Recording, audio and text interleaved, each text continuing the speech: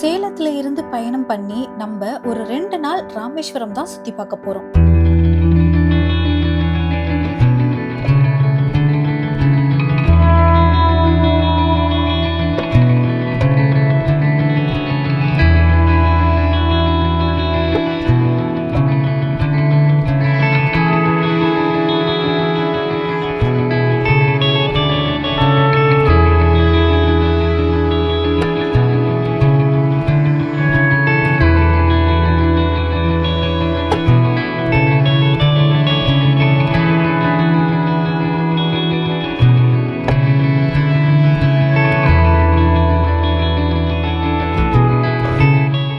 ஆக்சுவலா ராமநாதபுரம்ல ஒரு கல்யாணம், அதுக்கு தான் நாங்க போறோம். சரி, ராமநாதபுரம் வரைக்கும் போறோம், அப்படியே ராமேஸ்வரமும் 2 நாள் சுத்தி பார்த்துட்டு வந்துடலாம் அப்படிங்கறது தான் பிளான். ஆனா அங்க போனதுக்கு அப்புறம் தான் தெரிஞ்சது, ராமேஸ்வரம்ல 2 நாள் மட்டும் இல்ல, 1 வாரம் வரைக்கும் தங்கி சுத்தி பார்க்கறதுக்கு அவ்வளோ இடம் இருக்குதுன்னு. ராமநாதபுரம், ராமேஸ்வரம், தனுஷ்கோடி, ஏர்வாடி, தேவிப்பட்டினம்னு இப்படி நிறைய சுற்றுலா தலங்கள் அங்க இருக்கு. இந்த பகுதியோட நிலப்பரப்பே பாத்தீங்கன்னா தனித்தன்மை வாய்ந்தது மட்டும் இல்ல, புராண கதைகள்லயும் மிகப்பெரிய பங்கு வகிக்குது. புராண கதைகள்ல மட்டுமா, மன்னர்கள் வாழ்ந்த காலத்திலயும் சரி, பிரிட்டிஷ் காலகட்டங்கள்லயும் சரி, இந்த பகுதி ரொம்பவே வரலாற்று சிறப்புமிக்க ஒரு இடமா தான் இருந்திருக்கு. இது எல்லாத்த பத்தியும் தான் நம்ம இந்த வீடியோல பார்க்க போறோம். ஸோ கடைசி வரைக்கும் வீடியோவை ஸ்கிப் பண்ணாம பாருங்க. So this is Hema and welcome back to my channel.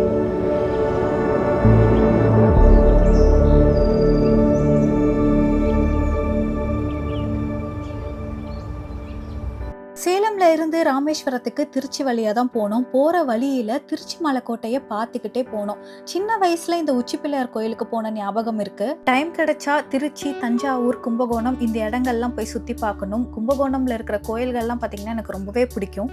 மதியம் டைம்ல ராமநாதபுரம் ரீச் ஆனோம். ராமநாதபுரத்துல கீழக்கரை அப்படிங்கிற ஒரு இடத்துல தான் பாத்தீங்கன்னா நாங்க தங்கியிருந்தோம். நாங்க தங்கியிருந்த இடத்துலயே பக்கத்துலயே பீச் இருந்தது.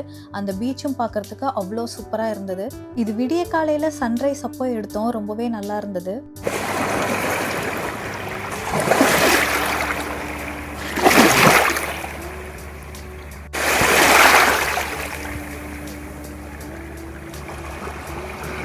இந்த கீழக்கரை பகுதிக்கு பக்கத்துலயும் பாத்தீங்கன்னா நிறைய சுற்றுலா தலம் இருக்கு. அதுல இங்க பக்கத்துல இருக்கிற ஏர்வாடிக்கு தான் நாங்க ஃபர்ஸ்ட் கிளம்பணும். ஏர்வாடிக்கு போற வழியில பாத்தீங்கன்னா வெஹிக்கலுக்கு வந்து சார்ஜ் பண்றாங்க. பெரிய வெஹிக்கலுக்கு 50 rupees, 2 வீலருக்கு 20 rupees. ஆனா எதுக்குன்னு தான் தெரியல. அப்படி ஒன்னும் போற வழியில ரோடு சூப்பராவும் இல்ல. இந்த ஏர்வாடி எதுக்கு ஃபேமஸ்னு பாத்தீங்கன்னா, ஏர்வாடியில பாட்டம் கிளாஸ் போட்டிங் ரொம்பவே ஃபேமஸ். அதாவது இந்தியாவிலேயே ஒரு சில இடங்கள்ல மட்டும்தான் பவளப்பாறைகளை நம்மளால பார்க்க முடியும். அந்தமான், நிக்கோபார், லட்சதீப் இந்த மாதிரி தீவுகள்ல தான் அதிக பவளப்பாறைகளை பார்க்க முடியும். அதை தாண்டி நம்மளோட நிலப்பரப்புல, அதாவது இந்தியாவோட மெயின்லேண்ட்ல பாத்தீங்கன்னா ஒரு சில இடங்கள்ல தான் நம்மளால பார்க்க முடியும். அதுல குஜராத் பக்கம் போனீங்கன்னா கல்ஃப் ஆஃப் குச் அப்படிங்கிற ஒரு இடத்துல பார்க்க முடியும். அதுக்கப்புறம் அரேபியன் கடற்கரை ஓரத்துல மும்பை சைடு, கோவா சைடு, அப்புறம் கொஞ்சம் கர்நாடகா பகுதியில இருக்கிற கடற்கரை ஓரங்கள்ல பவளப்பாறைகள்லாம் இருக்கு. அதை தாண்டி தமிழ்நாட்டு பகுதிக்கு வந்தீங்கன்னா மன்னார் வளைகுடால தான் பார்க்க முடியும். இந்த மன்னார் வளைகுடா, கல்ஃப் ஆஃப் மன்னார் எங்க இருக்குன்னு பாத்தீங்கன்னா இந்தியாவுக்கும் ஸ்ரீலங்காவுக்கும் இடையே இருக்கிற இந்தியன் ஓஷன்ல தான் இருக்கு. இங்க தூத்துக்குடியில இருந்து ராமேஸ்வரம் வரைக்கும் இருக்கிற கடலோரத்துக்கிட்ட பாத்தீங்கன்னா கிட்டத்தட்ட 21 தீவுகள் இருக்கு. எல்லாமே குட்டி குட்டி தீவுகள். அந்த பகுதியை சுத்திலும் பாத்தீங்கன்னா ஏகப்பட்ட பவளப்பாறைகள் இருக்கு. சோ அந்த பவளப்பாறைகளை பாக்கிறதுக்காக தான் ஏர்வாடியில ஒரு கிளாஸ் போட்டிங் அரேஞ்ச் பண்ணிருக்காங்க. அதுக்கு தான் பாத்தீங்கன்னா நம்ம போயிட்டு இருக்கோம். அண்ட் போற வழி பாத்தீங்கன்னா கொஞ்சம் குறுக்கு நெடுக்குமா தான் இருக்கு. நீங்க வீடியோலே பாத்தீங்கன்னா உங்களுக்கு தெரியும்.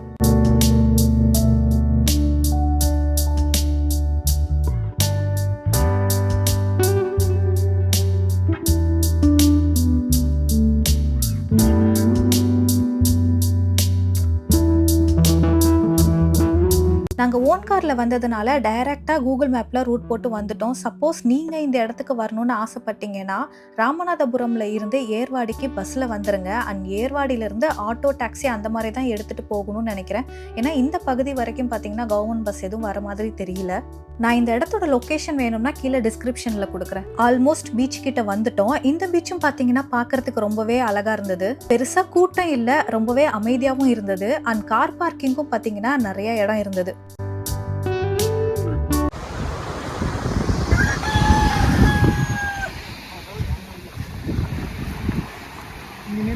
இங்க பாருங்க. அங்க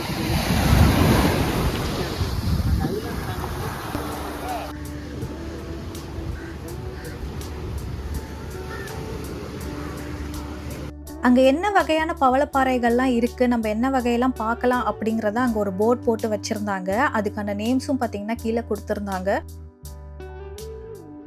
ஸோ நாங்க பார்த்தீங்கன்னா ஒரு 2 மணிக்கெல்லாம் இங்க வந்துட்டோம். 4 மணி வரைக்கும் இங்க போட்டிங் சர்வீஸ் பண்றாங்க. காலையில 9 மணிலேருந்து ஈவினிங் 4:00 வரைக்கும். மக்கள் இது என்ட்ரன்ஸ்ல நிக்கிறோம். வாங்க போய் நம்ம டிக்கெட் எடுக்கலாம்.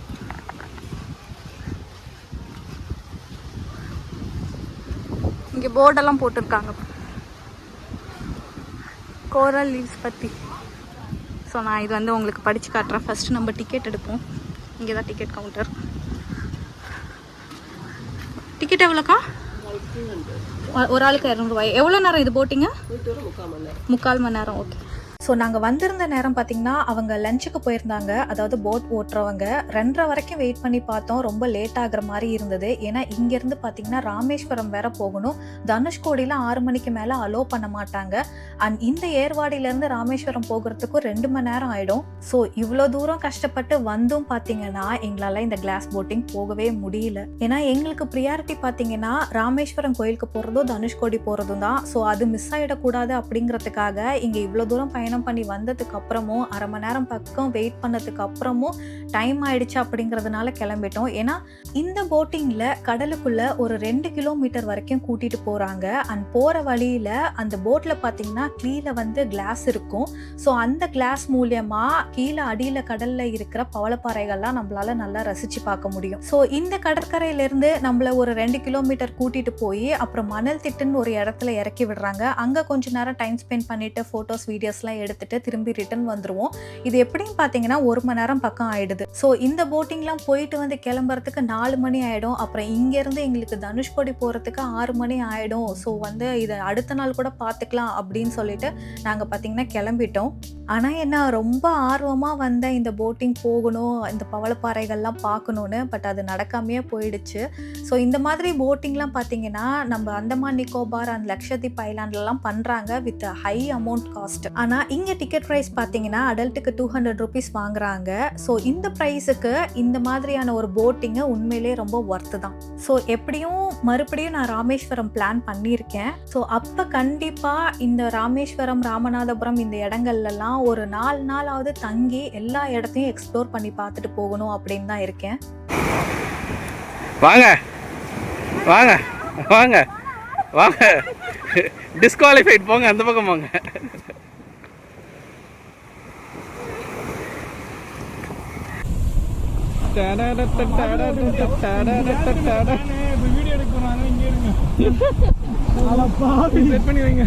ஸோ அந்த நிறைவேறாத ஆசையோட, மனசு வேதனையோட அந்த இடத்துல இருந்து கிளம்பிட்டோம். கிட்டத்தட்ட 2 மணி நேரம். அங்கேருந்து நம்ம ராமேஸ்வரம் வரதுக்கு இடையில பார்த்தீங்கன்னா பாம்பன் பாலம் இருக்கு.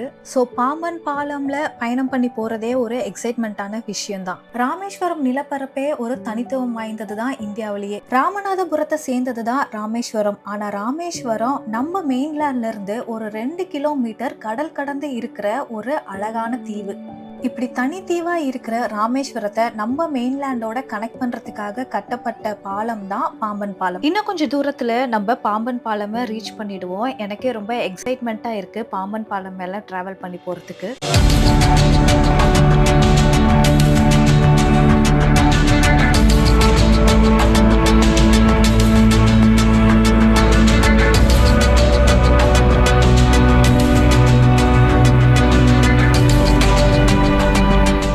இதுதான் பார்த்தீங்கன்னா மண்டபம் ரயில்வே ஸ்டேஷன், மெயின்லேண்டில் இருக்கிற கடைசி ரயில்வே ஸ்டேஷன். இதுக்கப்புறம் பார்த்தீங்கன்னா ரயில் பயணம் கடல் மேலே கடந்து தான் ராமேஸ்வரத்துக்கு போகும். இன்னும் கொஞ்சம் தூரத்தில் நம்ம பாம்பன் பாலத்தை நெருங்கிடுவோம். தூரத்தில் பாருங்க கடல்லாம் தெரிய ஆரம்பிச்சிடுச்சு.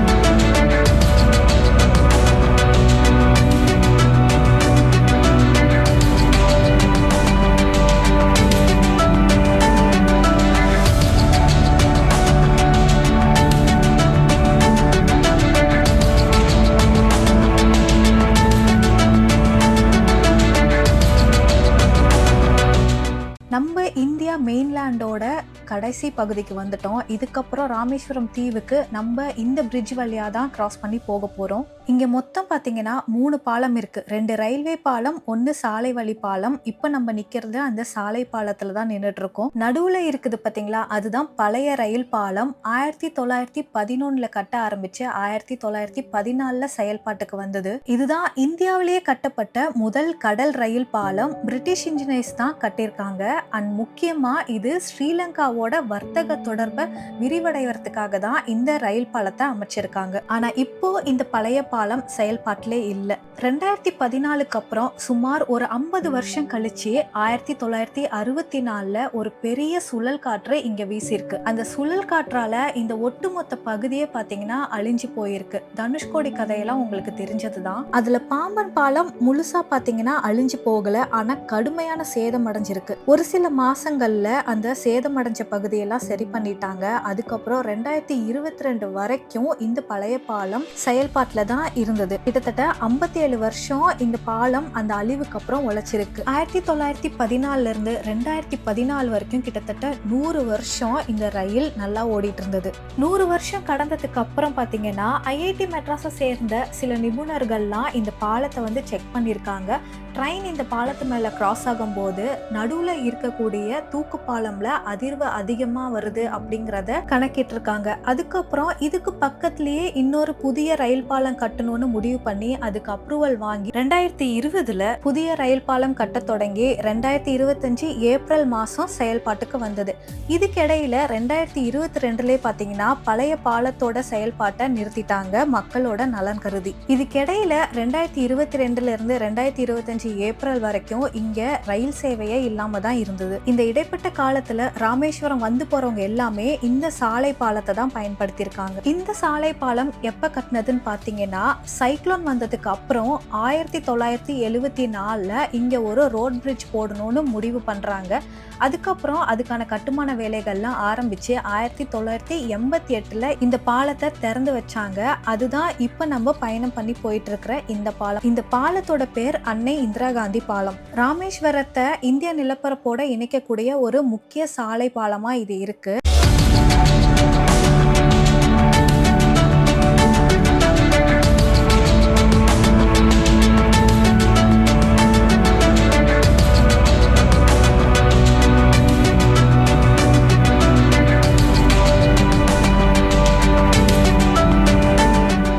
நாங்கள் கரெக்டாக வந்த ட்ரெயின் பார்த்தீங்கன்னா பாலத்தில் வந்து ட்ரெயினும் பாஸ் ஆகுது. ஸோ பார்க்குறதுக்கே அவ்வளோ அற்புதமாக இருந்தது. இந்த புதிய பாலம் பார்த்தீங்கன்னா பழைய பாலத்தை விட ஒரு 3 மீட்டர் உயரமாக தான் கட்டியிருக்காங்க. அதாவது கடல் மட்டத்திலேருந்து கிட்டத்தட்ட 15.5 மீட்டர் உயரத்துக்கு இதை கட்டியிருக்காங்க.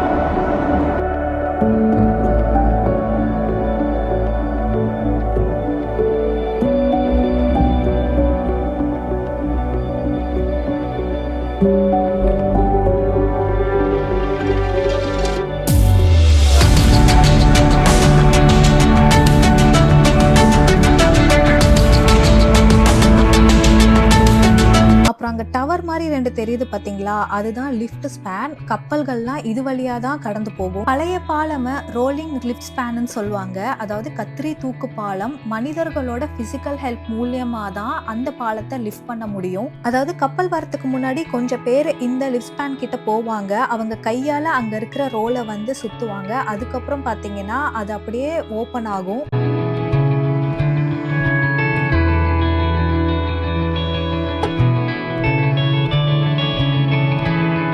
புது பாலத்துல பார்த்தீங்கன்னா வெர்டிக்கல் லிஃப்ட் ஸ்பேன்னு கட்டியிருக்காங்க. செங்குத்து தூக்கு பாலம். அது கம்ப்யூட்டர் மூலியமாவே செயல்படுத்துறாங்க. அந்த நடுப்பகுதி இருக்குது பார்த்தீங்களா, அது கிட்டத்தட்ட 650 டன் எடை கொண்டது. அந்த நடுவுல இருக்கிற பாலத்தை மட்டும் அப்படியே 90 டிகிரிக்கு பார்த்தீங்கன்னா மேலே உயர்த்துறாங்க. இது ஒரு 5.5 நிமிஷத்துலயே வந்து மேலே ஏற்றிடுறாங்க. ஒரு 17 மீட்டர் ஹைட்டுக்கு ஏற்றுறாங்க. மேலே 2 டவர் இருக்கு பார்த்தீங்களா, அந்த டவரோட டாப்ல தான் ஹைட்ராலிக் லிஃப்ட் பண்ணக்கூடிய மெஷின்ஸ் அண்ட் மோட்டார்ஸ்லாம் வச்சு அப்படியே இந்த சென்டர் பகுதியில் இருக்கிற பாலத்தை மேலே லிஃப்ட் பண்ணுறாங்க. அண்ட் இந்த டெக்னாலஜியும் பார்த்தீங்கன்னா இந்தியாவிலே first vertical lift span railway பிரிட்ஜாக சொல்லப்படுது.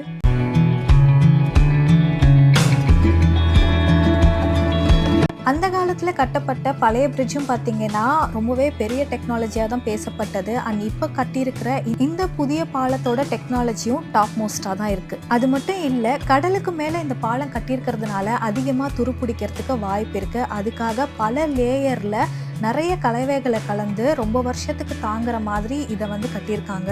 அதே சமயம் பலத்த காற்று அடித்தா ரயில் சேவை இந்த இடத்துல நிறுத்தப்படும் அப்படிங்கிறதும் பார்த்தீங்கன்னா ஒரு ரூல்ஸாக இருக்குது. ஸோ இப்படி பல ப்ரிகாஷனோட தான் ரொம்பவே சேஃப்டி மெஷர்மெண்ட்ஸ்லாம் வச்சு தான் இந்த ரயில்வே பிரிட்ஜை வந்து கன்ஸ்ட்ரக்ட் பண்ணி இப்போ செயல்பாட்டில் விட்டுருக்காங்க. அண்ட் இந்த பிரிட்ஜில் இருந்துட்டு ஆப்போசிட்டில் ட்ரெயின் போகிறத பார்க்குறதுக்கே பார்த்தீங்கன்னா அவ்வளோ அழகாக இருந்தது.